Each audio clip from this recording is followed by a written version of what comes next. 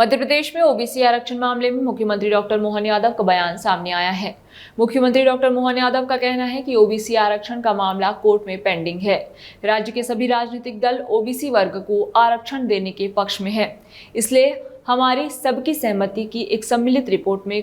Court में पेश हो। इसके लिए हमने बैठक बुलाकर चर्चा की है। जैसा विधानसभा में सबने अपनी सहमति दी, वैसे ही कोर्ट में सभी सहमति की रिपोर्ट दलों के अधिवक्ता बैठकर बनाएंगे।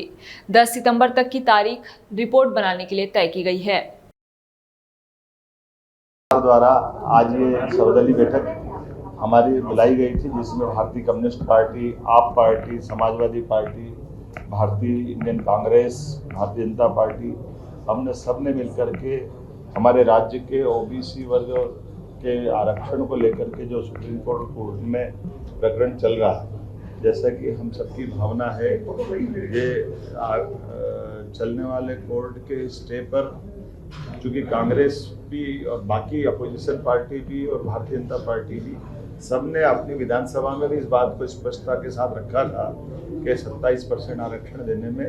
हम यूनानिमस तैयार हैं। तो चूँकि कोर्ट में अलग अलग वकील लड़ रहे हैं, अलग अलग प्रकार से प्रकरण है, लेकिन चूँकि सुप्रीम माननीय न्यायालय ने एक निर्णय लिया कि वो 22 सितंबर से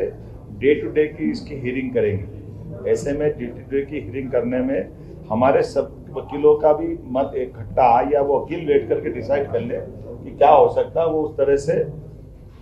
अपनी लाइन बनाए। हम सब मिलकर के हमारे जो विधानसभाओं के अंदर अलग अलग हमने सबने अपनी बात का समर्थन दिया था, उसी बात के लिए दोबारा आज हम सब बैठे भी हैं और एक सर्वदलीय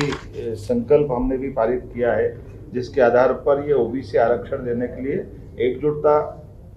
एक फोरम पर आए और इसी में विधायिका, न्यायपालिका, कार्यपालिका सम्मिलित रहे। इसके क्रियान्वित करने के समेकित प्रयास करेंगे और इससे जुड़े वकीलों को 10 सितंबर के पहले सभी सामूहिक रूप से बैठ करके बात कर ले, क्योंकि ये बात सही है कि जो हमारे अनहोल्ड ये जो 14 और 13% के अभ्यर्थियों का प्रकरण चला है, तो 14% क्लियर हुए लेकिन 13% पेंडिंग है। अगर माननीय न्यायालय जल्दी से इसका निराकरण करेगी, तो हम सब चाहते हैं कि जल्दी से जल्दी 13% जो बचे हुए विद्यार्थी हैं, जिनकी एज लिमिट से भी बाहर हो रहा है, उनको भी इसका लाभ मिल जाए, वो सब नौकरी में लगे। कुल मिलाकर के कई विभागों में जिनमें आरक्षण नहीं था वहाँ भर्ती भी करी है, लेकिन अभी जो एक भी बच्चा बचने नहीं पाया, ये सभी दलों की भावना है और सभी दलों की भावना के आधार पर हमने आज बैठकर निर्णय लिया।